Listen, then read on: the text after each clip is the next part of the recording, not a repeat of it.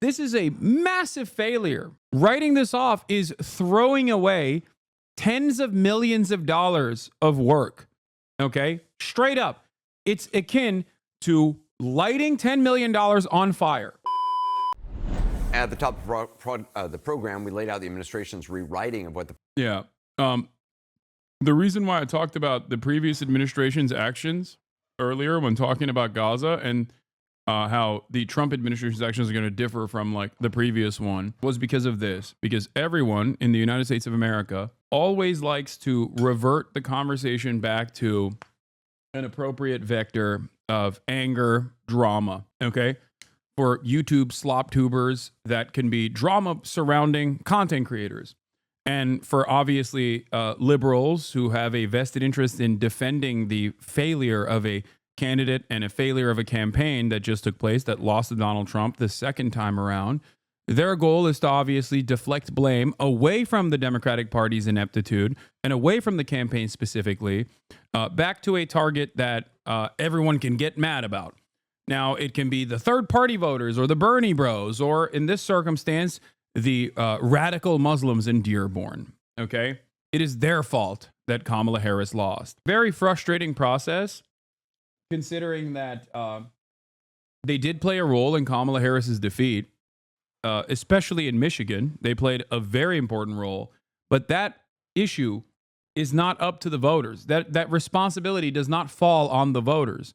Votes are not earned. We exist in a theoretical democracy where votes are supposed to be, votes are not entitled for. They're supposed to be earned. Sorry. That's the foundational principle of a democratic administration, a democratic form of governance, is that your elected representatives are supposed to represent you. Okay?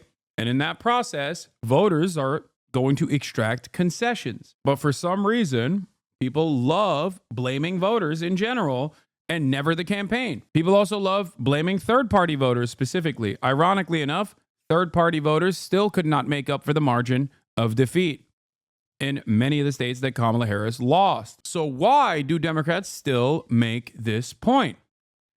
Well, because, again, there's a little bit of that the truth doesn't matter attitude on the liberal side of the spectrum as well. This is a very dangerous game to play. This is a major issue for me.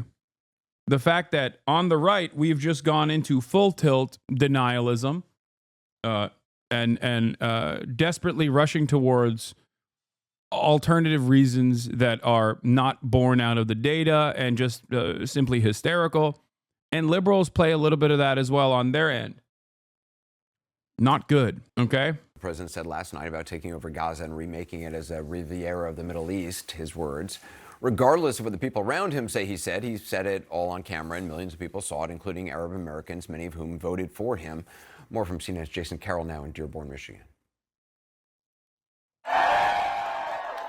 Days before the last presidential election, Donald Trump was the invited guest at the Great Commoner restaurant in Dearborn, Michigan.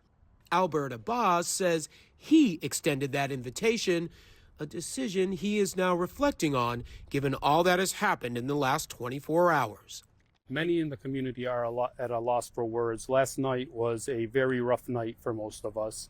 Abbas is Arab American and one of a number of Democrats who voted for Trump. Abbas says he hoped Trump would do more than President Joe Biden did to help Palestinians suffering in Gaza. The U.S. will take over the Gaza Strip. But after Trump said Palestinians should leave Gaza so it can be redeveloped, Abbas says not only does he feel betrayed, he's hearing from a number of people angered over his past support of Trump. People were really, really frustrated. What's so insane to me is that the Democratic Party saw a 112% swing in this constituency to a guy who set the stage for October 7 to happen and to a guy who ran on doing the Muslim ban. Okay? Think about how unimaginably bad you dropped that ball. We say Felford Again Award for many situations. This is one of the few instances where the Democrats basically pushed actively voters from this constituency directly to Donald Trump. Yeah, Donald Trump lied. No shit. I repeated this over and over and over again throughout the campaign, where I said Donald Trump got $100 million from Miriam Adelson. $100 million. If you think that he is going to be good for the Palestinians, you're wrong. As a matter of fact, the reason why he is going to be most likely worse for the Palestinians is because of their ambitions in the West Bank. Because American foreign policy is only uniparty, but it always tacks further to the right when Republicans are in charge. So they increase the brutality. Okay? I mentioned this time and time again on numerous occasions. When one party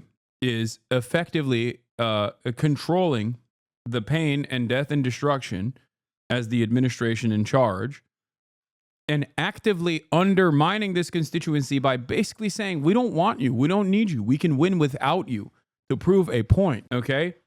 And the other party at least has the, I guess, audacity or the decency to lie. Yeah, the voters are going to understandably go with the party that's lying to them, with the hopes that that party that's lying to them is maybe telling the truth, okay? That's it. This, to me, is not only a clear indication of the moral ineptitude, the immorality of the Democratic Party, but it also is a major indication of the awful ways in which the Democrats campaigned. If you lose to the Muslim ban guy, if you lose the Muslim vote to the Muslim ban guy, and you don't go back to the drawing board and go, how do we up so hard? You want to lose. That's it. You will never understand the desperation that people have when they're seeing their family members be slaughtered on television, when they try to talk to them, and they're being blown to bits by American bombs that they paid for with their taxes. That's just something you will never be able to comprehend. By an administration that you voted for. That's another thing that you have to remember. By an administration that you voted for. And because you can't comprehend that feeling, because you will never be able to understand it, you can be callous in this moment. Don't do this. And I maintain this position as someone who also said that Donald Trump is most likely going to be worse than the administration prior. Even after the ceasefire negotiation was pushed for by Trump's envoy, Steve Witkoff, I maintain this position that they are most likely gearing up for permanent annexation of the West Bank. But you have to remember where this pain and where this hurt was coming from and who was responsible for it. The Democratic Party actively threw away the easiest gimme of all time. Kamala Harris actively ran towards Biden instead of running away from Biden. Not on just Gaza. Gaza is one issue. It's a significant one, but it's one issue. What is important about Gaza is that it demonstrates a couple things. Okay? It is a microcosm of the problem at the heart of the Democratic Party, which is their inability to listen to the actual voters, no matter how hard, no matter how loud those voters are yelling. Their inability to do the bidding of voters and doing everything they can to defend their benefactors, their corporate donors, their party boosters. Okay? This is it.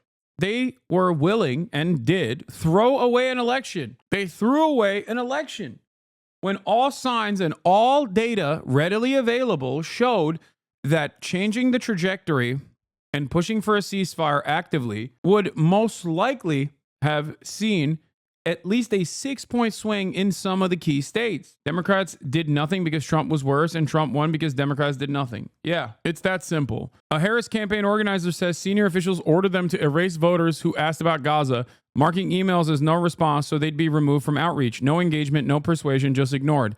The only clowns are the ones who decided to abdicate on this. We also didn't create a new category for Gaza response out of fear that that category would be leaked. Instead, we were told to mark them up as no response. The organizer said, faulting top Harris campaign leaders for failing to address the issue. The only clowns out there are those who were in senior leadership and decided to abdicate on this issue, who silenced the Palestinian speaker of the DNC, who told us to ignore it every time a voter asked us about Gaza. Like, this is a massive failure. Writing this off is throwing away tens of millions of dollars of work. Okay? Straight up. It's akin to lighting $10 million on fire. You understand? when someone goes and knocks on a door and has a direct back and forth, or someone calls someone, a voter, a potential voter, and has this back and forth, and they mark that as like, oh, unresponsive, throw it away, you're literally throwing data away. And you're doing that because you're afraid that if that data leaks, everyone will know the sinister truth, that you are avoiding this issue like plague because you have donors up your hole. That was the one aspect of the conversation that I had leading up to the election with the Pod Johns, where John Favreau basically told me in Michigan that they're getting a lot of calls from Jewish voters who are worried about Israel's, who are worried about the Democratic Party dropping Israel and defending Palestinians. I don't think that was real. I think he felt like he was pushed into a corner because I had actual data, and he just kind of said that. I maintain the position. Look, I have no love lost between me and the Pod Johns, but I think he basically came up with that on the spot. Okay, when we were having that conversation. Because there is not a single piece of evidence that I've seen, and by the way, in the aftermath of the election, this demonstrably was a failure regardless, but there's not a single piece of evidence that I've seen so far, including directly polling American Jews and their opinion on Israel, that said that Israel was the primary issue for them. The only people that Israel is a primary issue for are people that are already voting for the Republican Party. They voted for the Republican Party, and they're going to continue voting for the Republican Party. That's it. She sucked, but are you saying that people who didn't vote were right? It's a two-party system? No. I'm saying that people don't vote on harm reduction narratives. This has been a demonstrable failure now twice around, okay? At a certain point, you can't hope that the educated electorate is going to come out and respond to harm reduction narratives. That is not a way to launch successful campaigns. It has not worked. Ironically enough, in this circumstance, it's not like Kamala Harris was even advocating for harm reduction. On other aspects, maybe, but the harm reduction was packaged in a way where the Democrats were admitting that they were wrong and hypocritical. Like on the issue of the border, Democrats were advocating for a right-wing border bill that Republicans wrote that was basically Trump's agenda from 2020 that they successfully defeated on the issue of immigration. And that basically was an admission that they were wrong on immigration. Why the would anybody vote for you then? On the other hand, yeah, Trump wants to do mass deportations. Is that worse? Of course it is. Trump wanted to do mass deportations. Kamala Harris advocated for Donald Trump's policy from 2020, which is worse. Of course, mass deportation is worse.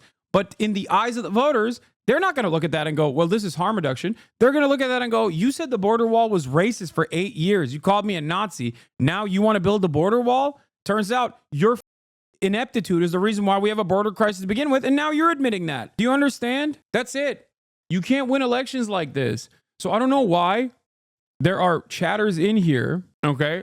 I don't understand why there are chatters in here who unironically, don't say admitting it's not true. I know, but it looks like they're admitting to fault. That's the point. I don't think it's correct, but it doesn't matter. It doesn't matter what the truth is. We're talking about how people vote.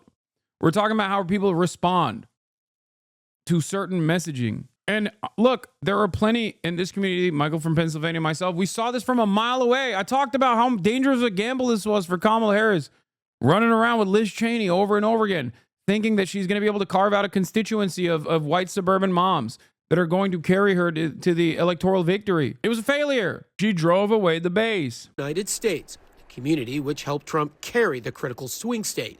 He won 42% of the vote in Dearborn versus Vice President Harris with 36% and Jill Stein with 18%. In 2020, Biden handily carried the city with 69%. Faye Nimmer voted for Trump in 2024 out of frustration over the previous administration's support of Israel. Now, she is troubled by the president's proposal to move Palestinians out of Gaza. I mean, it's very concerning and it's infuriating. Personal feelings, you're infuriated, but standing by your decision for now to have voted for Trump. Correct. And what would move that needle for you to say, you know what, I made a mistake? Palestine is the red line for this community. Nimmer says she suspects Trump is bluffing and is using his proposal as some sort of negotiating tactic. That's the same sentiment shared by Amar Zar. First, this is clearly not going to happen, right? And real estate broker Ali Al-Farajala. A lot of people are calling me and texting me saying, hey, how did your vote work out? How was that third party vote? Both were so-called protest voters. Neither supported Trump or Harris. Are there any sort of second thoughts now about having supported a third-party candidate? Absolutely not. And I'll still do it again and again and again. I didn't vote for Trump. So a protest vote, I don't know. I would say it was a targeted vote of conscience to say that the children of Gaza have to mean something. Their death has to mean something. And while Arab Americans here were divided in the past, going forward, one point is uniting them: opposition to Trump's proposal to move Palestinians out of Gaza. The community will be unified. I will tell you this. The Palestinian people would rather die and live in a demolition site than to be ethnically cleansed and being sent out of Gaza to Egypt or Jordan. So again, Anderson, after spending some time here in the Arab American community, you really get a sense that they feel like they've been let down by both Republicans and Democrats. Certainly there's a great deal of frustration after hearing what Trump is proposing, but there's also a feeling that had Harris been elected, had it been a Harris administration, the feeling here is that Palestinians would still be suffering. Anderson? Just Carol, thanks very much. And Dearborn with me now. Put some numbers to the story. CNN senior data reporter Harry Enton. Generally speaking, has there been much an appetite in the U.S. for to get involved in rebuilding Gaza?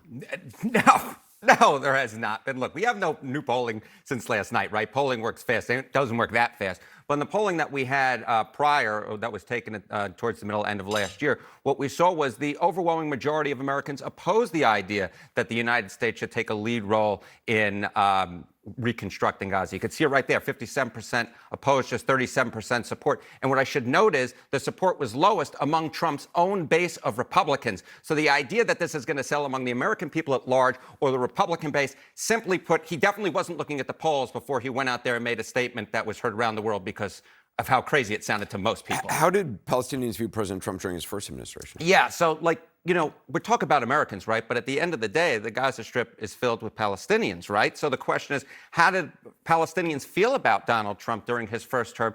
And the bottom line is they absolutely disapproved of his leadership. I mean, you rarely see numbers like this. Look at this. 78% during his first term disapproved of his leadership. Just 10% approved of it. And I even drilled down a little bit more because I love going into those crosstabs. And what I found was approval, or at least disapproval among Gazans, was even higher. The disapproval among Gazans was... In my opinion, we owe it to the Palestinians to pay for rebuilding Palestine to the last penny. I agree.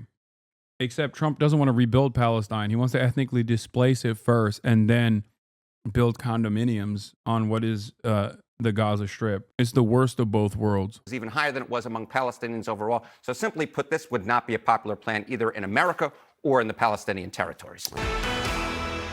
We are finally putting America first. Our policy of never Totally. I love putting America first. ending war, regime change, and nation building is being replaced by the clear-eyed pursuit of American interests. We do not seek nation building. We're going to end the era of nation building, a disastrous concept, a disastrous era. Why are we nation building over there? We want a nation build over here. When President Donald Trump first entered politics nearly a decade ago, he did so with promises of putting an end to nation building and removing the U.S. from foreign entanglements in the Middle East. But now he's, of course, said that he has a new plan to redevelop the Gaza Strip, or as his Secretary of State, Marco Rubio, put it, quote, make Gaza beautiful again. Rubio clarifying some of the details of the president's proposal yesterday. The only thing President Trump has done very generously, in my view, is offer the United States willingness to step in, clear the debris, clean the place up. As the Israel's defense minister readies its military for the, quote, voluntary departure, end quote, of Palestinians from Gaza, one thing that's clear, President Trump and his plan have the full support of his Israeli counterpart, Prime Minister Benjamin Netanyahu. This is the first good idea that I've heard. It's a remarkable idea, and I think it should be really pursued, examined, pursued, and done, because I think it will create a different future for everyone. He's the greatest friend that Israel has ever had in the White House. All right, joining us now, former Chief of Staff to Benjamin Netanyahu, George Birnbaum. Sir, good morning. Thank you very much for spending some time with us today. Good morning, Casey. I'd like to start with the meeting itself, and especially the look on the Prime Minister's face there, as well as some reporting that he was as surprised by this as almost anyone. The New York Times wrote this, quote, "It wasn't only the Americans who were scrambling after the press conference. The announcement came just as much of a surprise to Mr. Trump's Israeli visitors. Soon before they walked out for their joint news conference on Tuesday, Mr. Trump surprised Prime Minister Benjamin Netanyahu of Israel by telling him he planned to announce the Gaza ownership idea, according to two people briefed on their interactions. You've obviously worked closely with Netanyahu. What did you read into his reaction, and how surprised was he? Well, I would say this. Netanyahu is a very astute follower of political chess. And we saw a few announcements prior to the prime minister's arrival that were a little strange. One was the announcement that the King of Jordan would be coming to visit the White House in a couple of weeks. And while, with all respect to the King of Jordan, I could think of 24 world leaders that the president... Trump doesn't care about polls anymore, and why would he? He has no more elections and doesn't care about the GOP. Hitler was also an anti-war candidate, and a lot of policies were initially unpopular. No, Trump cares about popularity. You're wrong about that. I think he is, for selfish reasons, for narcissistic reasons, but reasons nonetheless, Donald Trump absolutely cares about being popular. In a very weird way, it has nothing to do with the election. I don't even think Donald Trump cared about winning the election the first time around. He just kind of lucked into it. And then the second time around, he had to do it out of desperation because he was worried about going to jail. He literally said he wanted to ban TikTok in his first term, and then now is known as the savior of TikTok. Why do you think that happened? You're such a leftist joke. Leftists don't joke, my friend. Yeah, how can you live through a decade of Donald Trump in politics and arrive at the conclusion I don't think he really cares about polling? I will say this much. I think Donald Trump, in a weird way, cares more about broad popularity and polling than like the average technocratic Democrat does. Now, having said that, are there things that he does that are deeply unpopular? Abso-freaking-lutely, right? I'll give you one great example of this. Donald Trump's reaction to the abortion ban once Roe v. Wade was overturned by his Supreme Court was very different than the way he was advocating for it beforehand. If given the opportunity, I'm fairly certain he would not have ever allowed that to happen. It's even more sinister that CNN has been talking about this nonstop for the past couple of days while they were dead silent when Israel was openly committing genocide and war crimes in Gaza. Yeah, because, you know, anti-Trump hits get clicks. What I was saying is he cares about popularity, but he'll say deeply unpopular things, especially when there's money to be made for himself or others. He'll still try to present it as the popular option, though. Would invite to the White House prior to the King of Jordan. We also saw the announcement of a very unique arms sale to Egypt just a day prior to the prime minister arriving. Of course, Egypt and Jordan being two key players in President Trump's plan.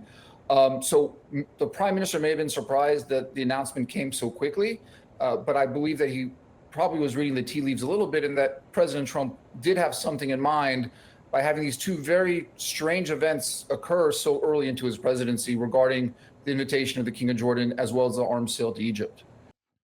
President Trump's Gaza plan is also upsetting some of the Arab Americans who voted for him. A number of those voters are in Dearborn, Michigan, the city with the highest percentage of Arab Americans in the U.S.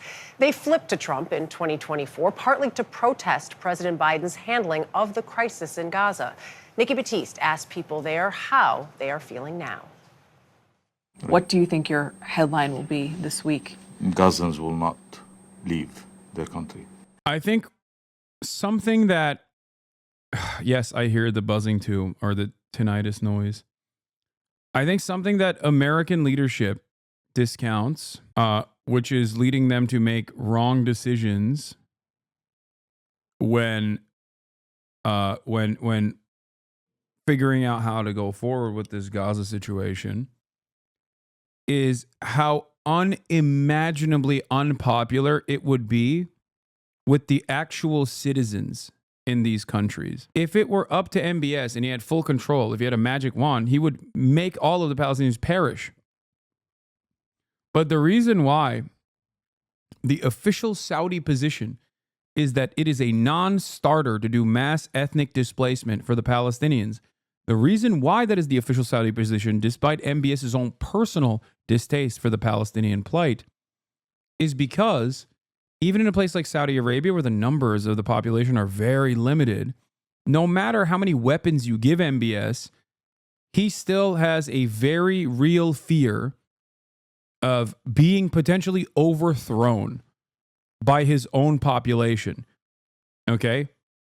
Same with Egypt. If MBS were to basically say, I don't really care, go ahead, we're normalizing with Israel, okay? There's a likelihood that he get assassinated by an immediate family member even. MBS doesn't have an election to win? Yes. In countries where they don't have American-style theoretical democracy, they do things a little differently, okay? This is one of those issues where enough members of the public would absolutely make a big enough stink and try to actively overthrow their rulers, okay? You understand? They just kind of killed the leaders, Lamau. Just look at Sadat in Egypt as an example. I'm saying that authoritarian countries have more to fear from genuine rebellion than democratic countries do. Because a theoretical democracy offers an opportunity, even if it's just simply the feeling of having political power in the form of your vote, it gives you a pressure valve. Authoritarian countries fear rebellion more than democratic countries do. Okay? That's where it actually happens. When there is no alternative in the eyes of the population, and the government takes action that is so disastrous, so immoral, so repugnant that they can't stand idly by, they will revolt. The only way to maintain a docile population in an authoritarian country, because there is always a limit to how long authoritarian regimes can exist. The only way to continue operating with mechanisms of control is if you're constantly abiding by the best wishes and the broader public sentiment. They underestimate the prevalence of pan-Arab sentiment in the MENA region. My grandpa was a Saudi general who tried to coup the royals with the first set of normalization in the 70s, failed, obviously, lol. Thomas Sablani's Arab American newspaper has shared the stories of the country's largest Arab community for 40 years. We have expected from Donald Trump the worst, but he is shocking us of how worse he can be. Here in Dearborn, Michigan, the Democrat usually wins. But last November, President Trump captured more than 40% of the vote to Vice President Harris's 36%.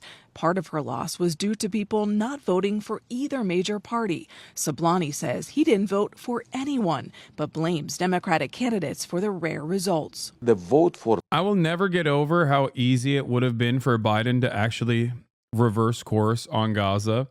One phone call, proven by Steve Witkoff, going and telling Benjamin Netanyahu to cut it out, and then Benjamin Netanyahu actually cutting it out.